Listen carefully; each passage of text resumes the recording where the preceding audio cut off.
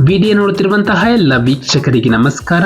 ಈ ದಿನ IIT Indian institute of technology Dharwad ವತಿಯಿಂದ ಖಾಲಿರುವಂತಹ ವಿವಿಧ ಹುದ್ದೆಗಳ ಭರ್ತಿಗೆ ಅರ್ಜಿಯನ್ನು ಕರೆಯಲಾಗಿದೆ. ಆಸಕ್ತಿ ಇರುವಂತಹ ಅಭ್ಯರ್ಥಿಗಳು ತಮ್ಮ ಅರ್ಜಿಗಳನ್ನು ಆನ್ಲೈನ್ ಮುಖಾಂತರ ಸಲ್ಲಿಸಬಹುದು. ನಮ್ಮ ವಿಡಿಯೋನ ಹೊಸದಾಗಿ ನೋಡ್ತಿರೋ ನಮ್ಮ ಚಾನಲ್ ಅನ್ನು ಸಬ್ಸ್ಕ್ರೈಬ್ ಮಾಡಿ ಹಾಗೂ ಪಕ್ಕದಲ್ಲಿರುವ ಬೆಲ್ ಐಕಾನ್ ಅನ್ನು ಕ್ಲಿಕ್ ಮಾಡಿ ಮುಂದೆ ಬರುವಂತಹ ಎಲ್ಲ ಸರ್ಕಾರಿ ಹುದ್ದೆಗಳ ಸಂಪೂರ್ಣ ಮಾಹಿತಿಗಳನ್ನು ಪಡೆಯಿರಿ. ಈ ಒಂದು ಐಐಟಿ ಧಾರವಾಡ ವತಿಯಿಂದ ಒಟ್ಟು ಹುದ್ದೆಗಳ ಸಂಖ್ಯೆ 13 ಹುದ್ದೆಗಳು. ಉದ್ಯೋಗದ ಸ್ಥಳ ಕರ್ನಾಟಕದಲ್ಲಿರುವಂತಹ ಧಾರವಾಡ. ಹುದ್ದೆಗಳ ಹೆಸರು ಜೂನಿಯರ್ ಟೆಕ್ನಿಕಲ್ ಸೂಪರಿಂಟೆಂಡೆಂಟ್ ಮತ್ತು ಜೂನಿಯರ್ ಅಸಿಸ್ಟೆಂಟ್ ಹುದ್ದೆಗಳು.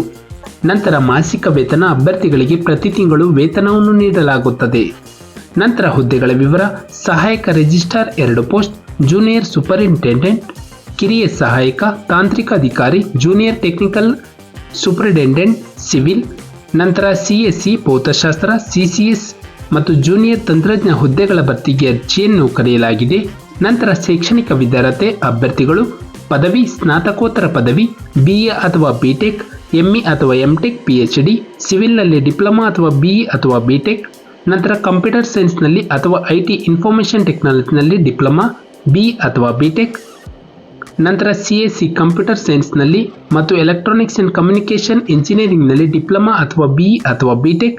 ಮೆಕ್ಯಾನಿಕಲ್ ಡಿಪ್ಲೊಮಾ, BE ಅಥವಾ ಬಿಟೆಕ್ ಅನ್ನು ಪೂರ್ಣಗೊಳಿಸಿರುವಂತಹ ಅಭ್ಯರ್ಥಿಗಳು ಅರ್ಜಿಯನ್ನು ಸಲ್ಲಿಸಬಹುದು.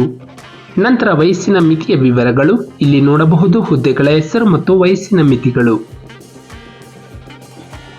ನಂತರ ವಯೋಮಿತಿ ಸಡಿಲಿಕೆ: OBC ಅಭ್ಯರ್ಥಿಗಳಿಗೆ 3 ವರ್ಷ, SC/ST ಅಭ್ಯರ್ಥಿಗಳಿಗೆ 5 ವರ್ಷಗಳು.